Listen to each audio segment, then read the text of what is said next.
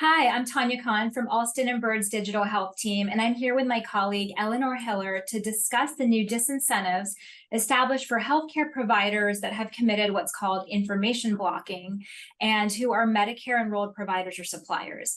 These disincentives just came out in the final rule issued by CMS and ONC in June to implement this piece of the 21st Century Cures Act. This rule will be effective as of July 31st, 2024.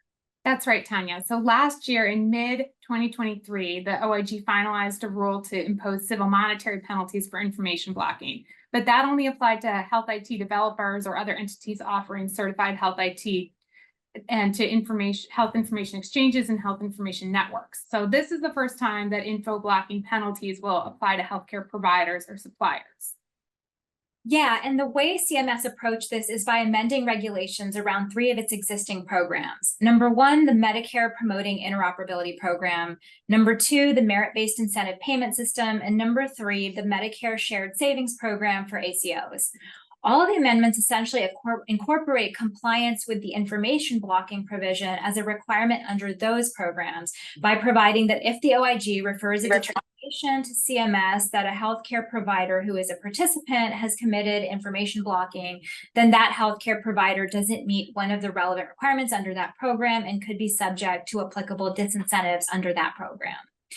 Eleanor, how will the OIG decide who to investigate and then refer a determination that that provider committed information blocking? OIG expects to use four priorities.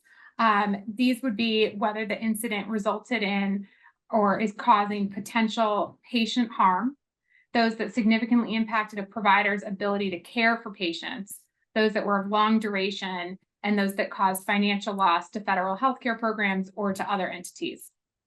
One of the other big disincentives that may cause concern for providers is that ONC plans to post a list on its website of the providers that have committed information blocking, including their name and address and what the information blocking activity was, as well as the disincentives that applied. So a bit of consolation may be that if the provider appeals, which would be under the Medicare program's appeals processes, then ONC would wait until the appeal is complete and wouldn't post information if the provider wins the appeal.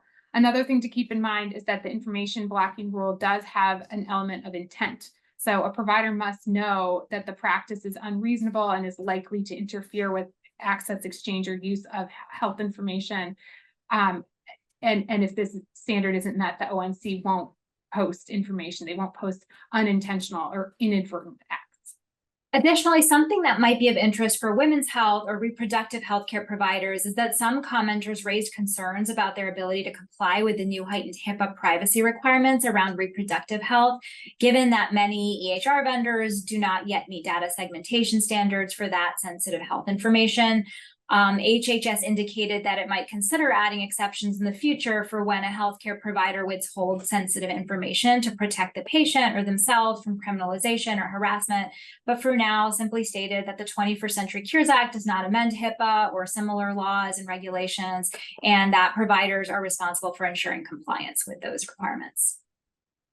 So finally, the disincentives in this rule account for only a subset of healthcare providers. CMS views this as just the first step towards enforcement against providers. So we'll be watching out for future rulemaking from CMS or otherwise that could impose disincentives on other types of healthcare providers. So it would be a good idea for providers to check out the educational materials on the ONC's website about what constitutes information blocking, practices that are exceptions to information blocking, and how providers can avoid practices that can get them into trouble. And if you have any questions or concerns, please feel free to reach out to myself or Eleanor, and we're always happy to assist. Thanks for joining us on this Healthy Bite.